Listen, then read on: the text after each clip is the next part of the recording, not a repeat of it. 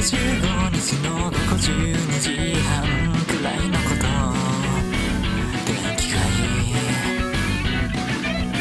病気になりそうなほど眩しい日差しの中、することもないから君とだれていた。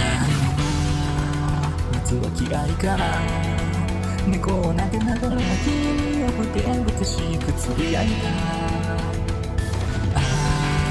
逃げ出した猫の後を追いかけて飛び込んでしまった。何かはあんた信号機バーッと通ったトラックが君を引きずって泣き叫ぶ。血しぶきの色、君の香りと混ざり合ってる世界が嘘みたいな影のが嘘じゃないぞって笑ってる。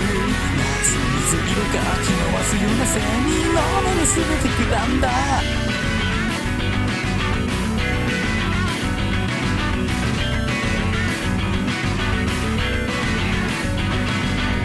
目を覚ました時計の針が鳴り響くベッドで、今は何時？8月14日の午前12時過ぎくらいを指す。やけにうるさいセミの声を覚えていた。でもさ、少し不思議だな。同じ公園で君の見た夢を思い出した。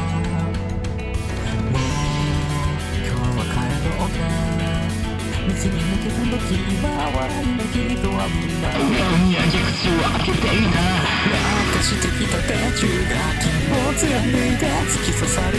つんざく悲鳴と風鈴の音が木々の隙間でからの愛はざとらしいかやろうが夢じゃないぞって笑ってる。暗な視界に君の横顔は笑ってるような気がした。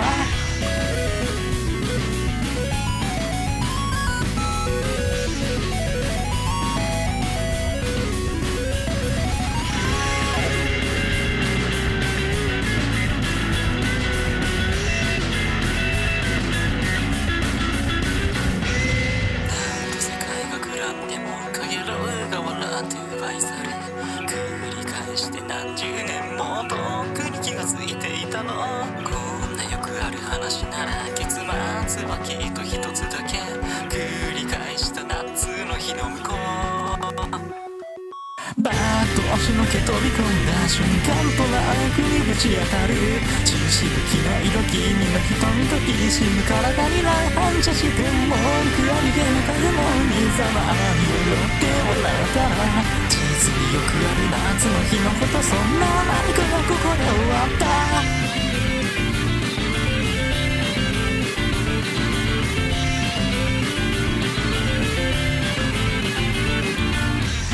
覚ました8月14日のベッドの上、少女はただ